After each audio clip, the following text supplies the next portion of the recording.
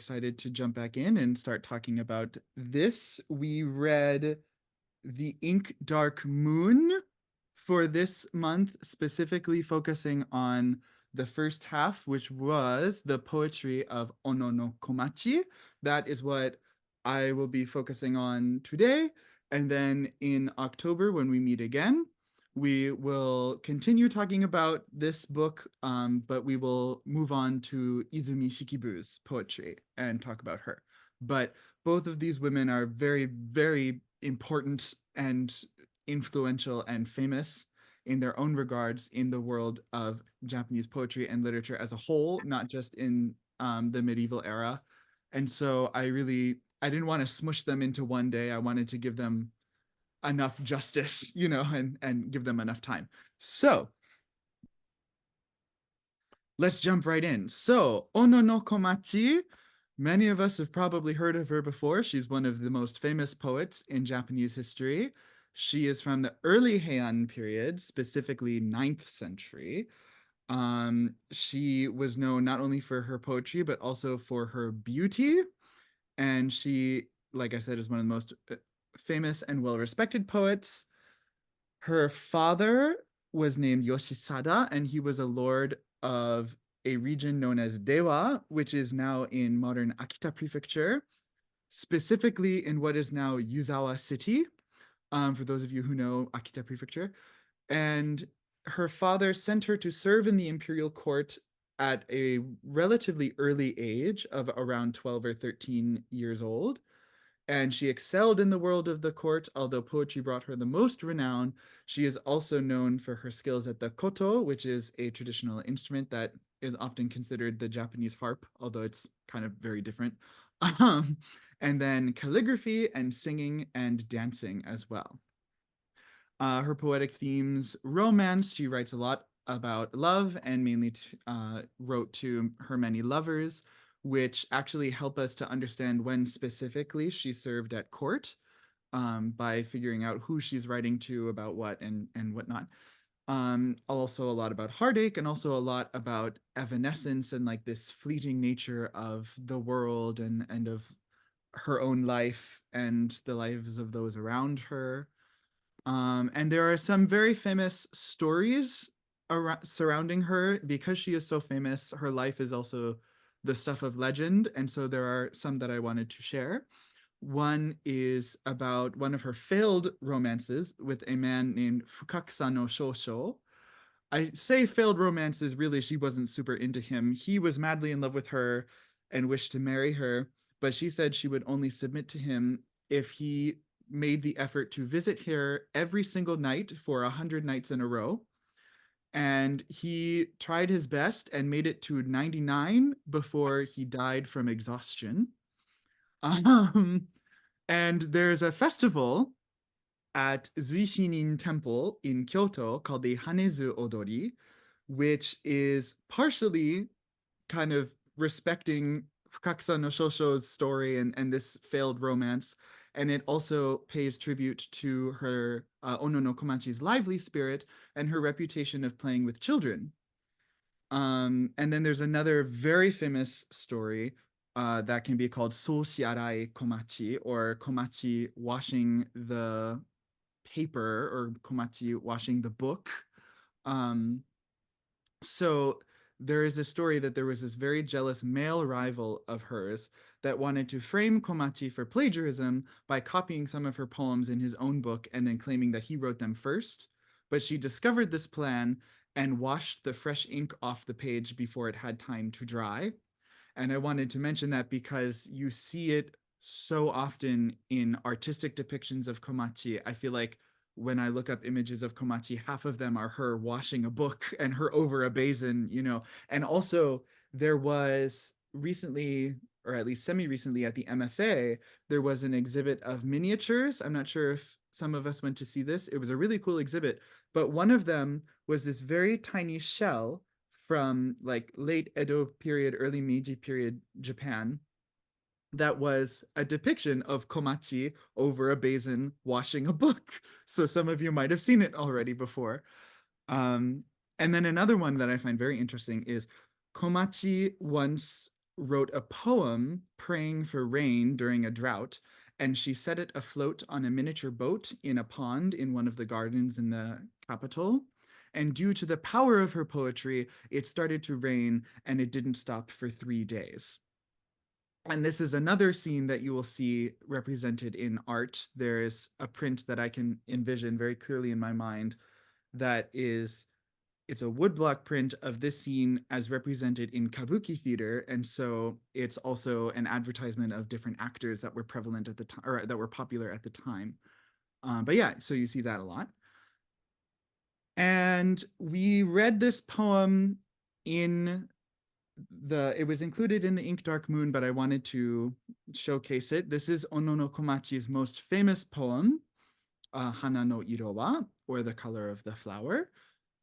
Jane Hirshfield translates it as, while watching the long rains falling on this world, my heart too fades with the unseen color of the spring flowers, which I think is a very beautiful translation.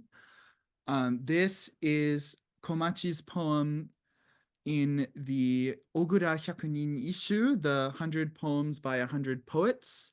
She is represented by this poem specifically, and so I think it's number 8. If someone might be able to correct me because I don't remember the order of the poems so clearly, but I believe it's number 8 in the collection. And she, like I said, she is very famous for this poem.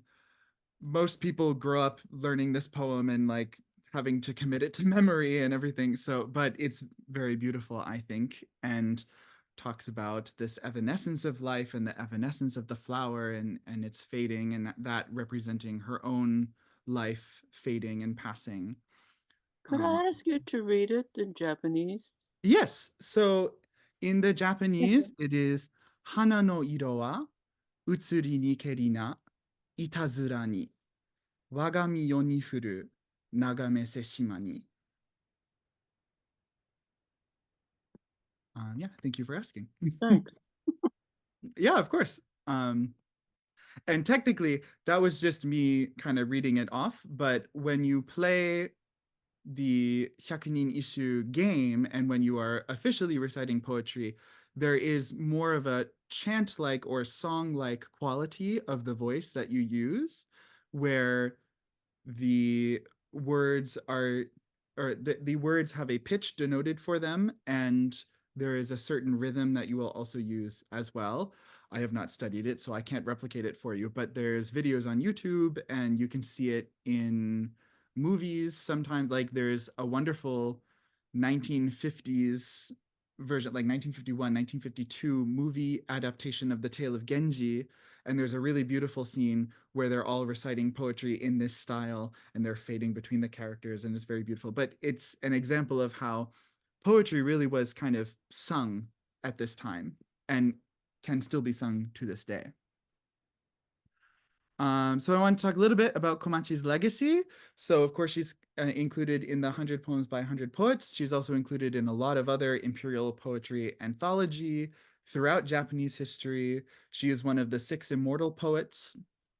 She is also one of the 36 immortal poets. So she's constantly grouped with these other really famous poets of her time and of other time periods as well. She is considered one of the 3 great beauties of the world. So there was this belief or this idea in pre-modern Japan that there were 3, or in Japan, that there were 3 main beautiful women.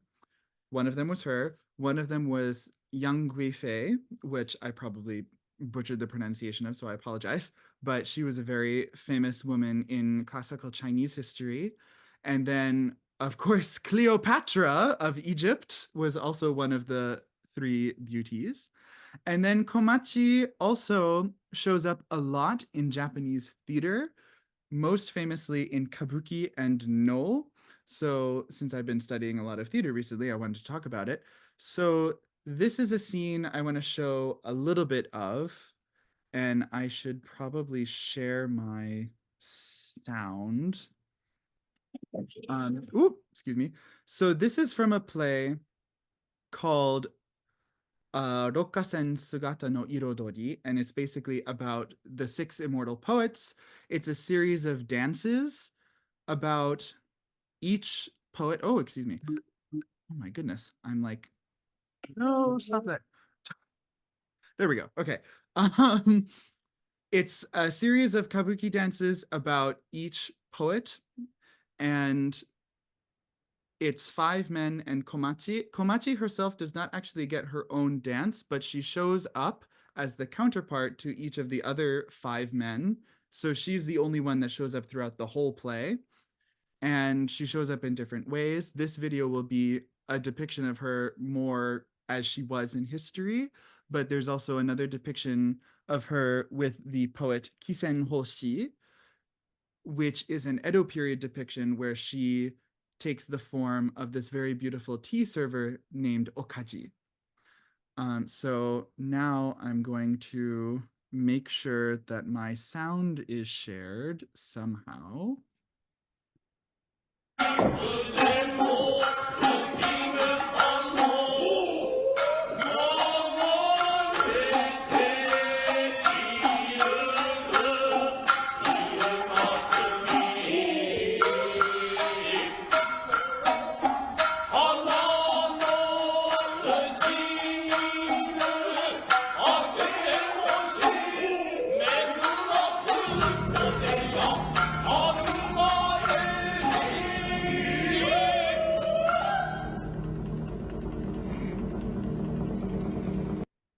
So, as we can see, that was a kabuki depiction of Komachi washing the book, right?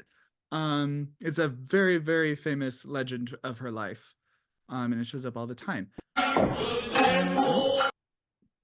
Now we have Komachi and No. There are 5 plays about Ono no Komachi in the No repertory. They are the following: Sotoba Komachi, Kayoi Komachi, Sekidera Komachi, Soshiarai Komachi, and Omu Komachi. Sotoba Komachi is the most famous of these. Both Sotoba and Sekidera, Sotoba, Sekidera, and Omu Komachi all depict her as an old woman.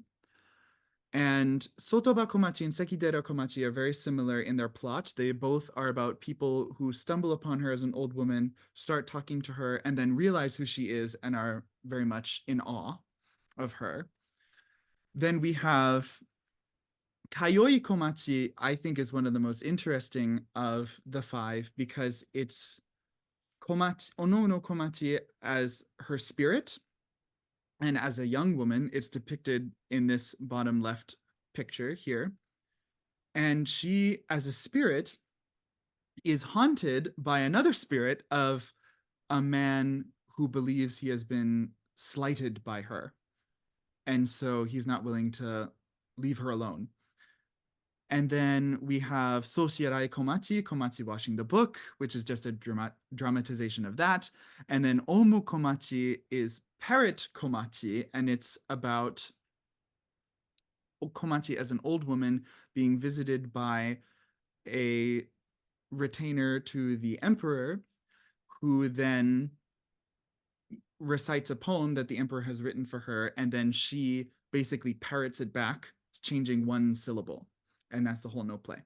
No plays tend to have very simple plots because they focus more on emotional exploration and expression than the actual like having these very complicated stories that like you find in kabuki, for example. So I wanted to play a short clip of Sotoba Komachi, just to give you a taste of No and how she is represented. Sorry,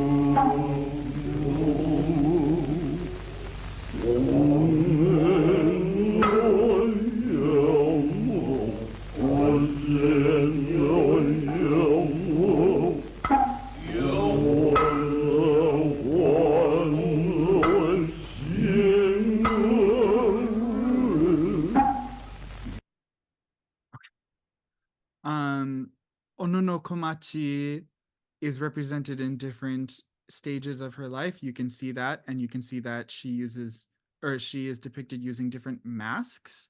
I wanted to point out the old mask is specifically made for Ono no Komachi. And so it's called like old Komachi in the No tradition. And most famously, it is used in the play Sotoba Komachi that you just saw a clip from.